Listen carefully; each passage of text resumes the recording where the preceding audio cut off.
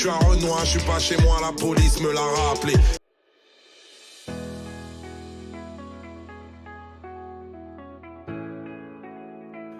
Que tu sois né à Abidjan, Paris, Kinshasa, Montréal ou Atlanta, tu fais peut-être partie d'une force mondiale qu'on appelle la diaspora africaine.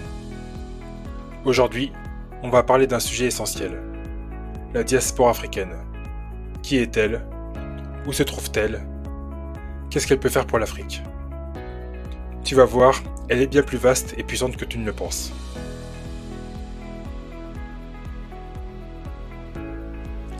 Bonjour et bienvenue sur cette nouvelle vidéo du Profil Noir.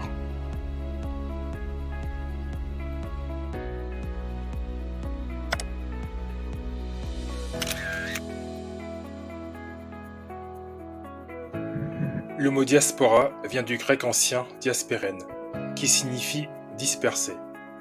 À l'origine, il désignait les Juifs dispersés hors d'Israël. Aujourd'hui, le mot est plus large. Une diaspora, c'est un peuple dispersé à travers le monde, mais qui garde un lien fort avec ses origines. Ce lien peut être culturel, affectif, économique ou même politique. Dans le cas de notre diaspora, ce lien se traduit souvent par la langue, la famille, la musique, la nourriture ou la volonté d'aider le continent. Mais attention, il n'y a pas qu'une diaspora africaine, il y en a plusieurs.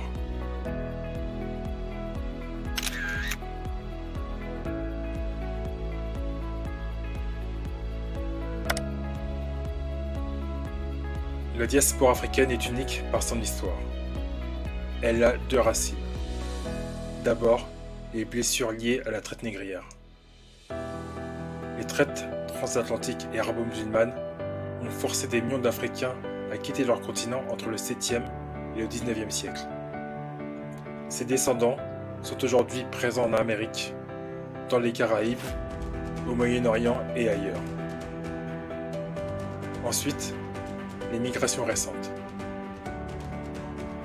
Depuis le XXe siècle, des millions d'Africains sont partis pour étudier, travailler ou fuir des conflits. Ces diasporas sont souvent très éduquées et actives dans les économies occidentales. Autre spécificité, la diversité culturelle. Un Ivoirien à Paris, un Sénégalais à New York et un Éthiopien à Toronto n'ont pas la même expérience. Mais tous partagent souvent un attachement profond au continent. Ces diasporas étaient aussi très jeunes. En moyenne, les migrants africains sont âgés de 32 ans, bien plus jeunes que la diaspora asiatique ou européenne.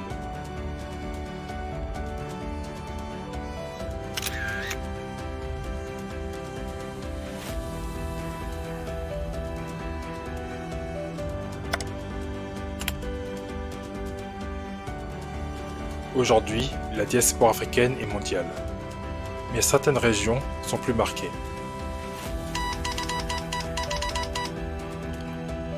Environ 47 millions de personnes s'identifient comme noirs ou afro-descendants aux États-Unis. Parmi eux, 4,6 millions sont des immigrés africains ou leurs enfants.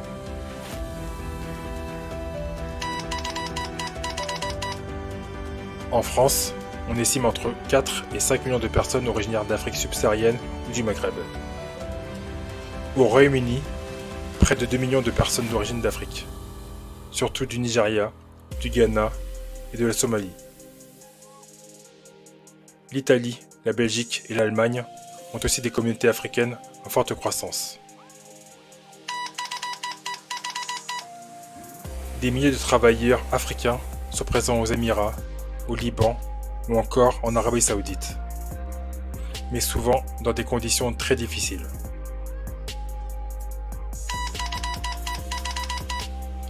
Des pays comme le Brésil, Haïti, Cuba et la Colombie ont une très forte population afro-descendante. Ils sont les héritiers de la traite négrière transatlantique. En résumé, la diaspora africaine est partout, mais ces situations sont très inégales selon les pays.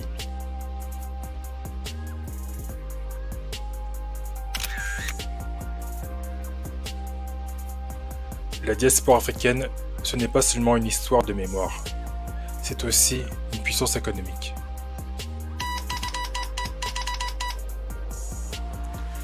Chaque année, les diasporas africaines envoient plusieurs milliards de dollars vers le continent. En 2022, la diaspora a envoyé plus de 100 milliards de dollars vers l'Afrique. C'est plus que l'aide publique au développement versée par tous les pays riches. Par exemple, 20 milliards de dollars par an sont envoyés au Nigeria. Près de 32 milliards en Égypte.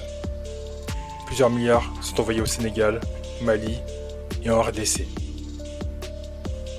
Cet argent sert souvent à nourrir les familles, construire des maisons, soigner les proches ou payer les études. Mais il y a un hic. Ces transferts sont peu structurés. Il y a peu d'investissements à long terme. Beaucoup d'envois sont en réalité juste pour la survie.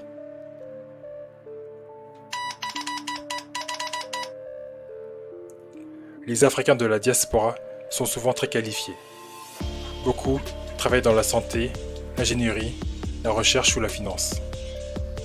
Mais leur expertise est rarement utilisée par leur pays d'origine. Par exemple, des milliers de médecins africains travaillent en France, au Canada ou aux États-Unis, alors que certains hôpitaux africains manquent cruellement de personnel. J'ai même entendu dire qu'il y aurait plus de médecins camerounais en France qu'au Cameroun. Je ne sais pas si c'est vraiment le cas ou s'il s'agit d'une légende urbaine.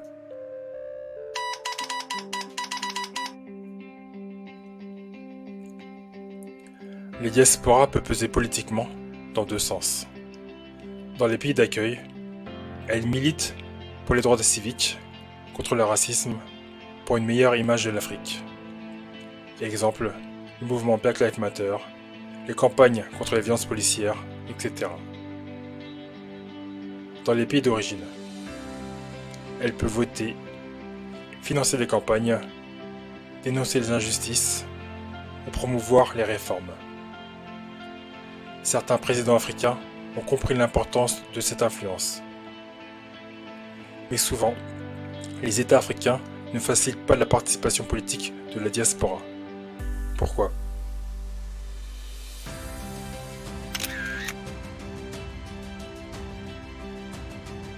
L'Afrique fait face à de nombreux défis. Pauvreté, éducation, santé, climat, instabilité politique. La diaspora peut jouer un rôle clé pour répondre à ces enjeux. Voici 5 leviers puissants.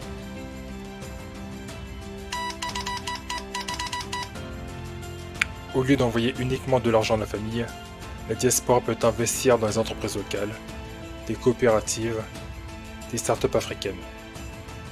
C'est déjà le cas au Kenya, au Rwanda ou au Ghana.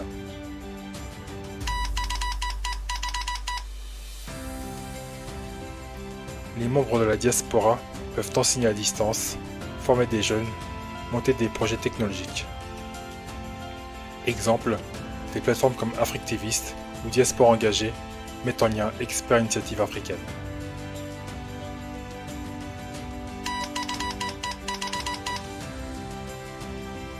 De nombreuses diasporas créent des projets à impact. Écoles, hôpitaux, réseaux agricoles, bibliothèques.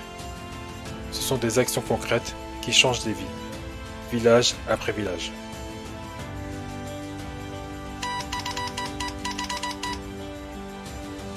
La diaspora peut influencer l'image de l'Afrique dans les médias, les institutions, les grandes conférences. Elle peut changer les récits dominants sur le continent.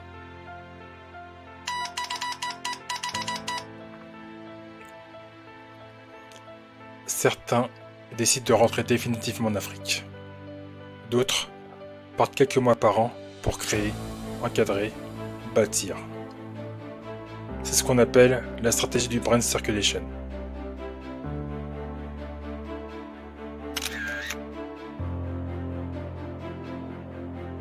La diaspora africaine est une richesse immense.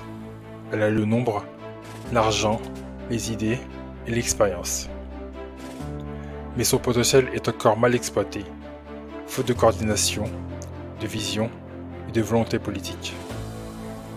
L'Afrique doit mieux intégrer sa diaspora. et la diaspora doivent mieux s'organiser pour peser. C'est un partenariat à construire, pas un don à réclamer. Un pont, pas une charité. Si toi aussi tu fais partie de cette diaspora, tu as un rôle à jouer si tu le souhaites. Même un petit geste, une idée, un projet peut faire la différence. Alors dis-moi, quel sera ton rôle dans l'histoire du continent ? Et n'hésitez pas à me laisser un commentaire pour me donner votre avis ou pour me suggérer des sujets que vous aimeriez que je traite dans mes prochaines vidéos. Abonnez-vous également pour ne rien manquer des prochaines publications. Merci beaucoup d'avoir regardé cette vidéo et à très bientôt sur ma chaîne.